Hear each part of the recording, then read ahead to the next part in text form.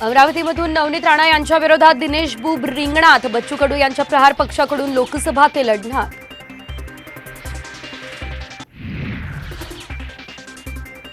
प्रकृतीच्या कारणावरून श्रीनिवास पाटील यांची साताऱ्यातून माघार। शरद पवार यांच्यासाठी कार्यकर्ते आग्रही। 1-2 दिवसात निर्णय घेणार, शरद पवार यांची माहिती।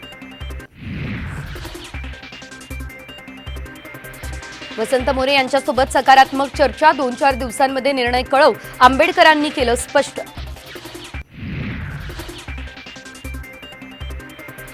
दोन पक्ष आल्यानं आमची अडचण, रामदास आठवले यांनी बोलून दाखवली खंत।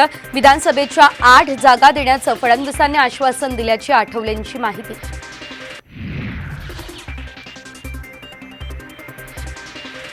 संभाजीनगरमध्ये मराठा समाजाच्या बैठकीत तुंबळ हाणामारी। काही लोक दुसऱ्या उमेदवाराकडून पैसे घेऊन आल्याच्या संशयावरून गाडा। प्रफुल्ल पटेल यांना मिळालेल्या क्लीन चिटवरून विरोधकांचा हल्लाबोल। सावंतांनी प्रसिद्ध जाहिरातीचं केलं विडंबन, तर आधी आरोप तुम्हीच केले, आता माफी मागा, राऊतांची मागणी। कथित खिचडी घोटाळा प्रकरणी अमोल कीर्तीकर यांना ईडीचं दुसरं समन्स। 8 एप्रिलला चौकशीला हजर राहण्याचे दिलेत आदेश।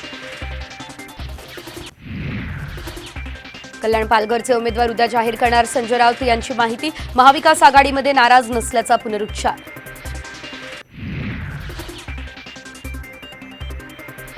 खाती गोठवल्यानंतर काँग्रेसला आणखी एक मोठा धक्का। आयकर विभागानं ठोठावला 1700 कोटींचा दंड।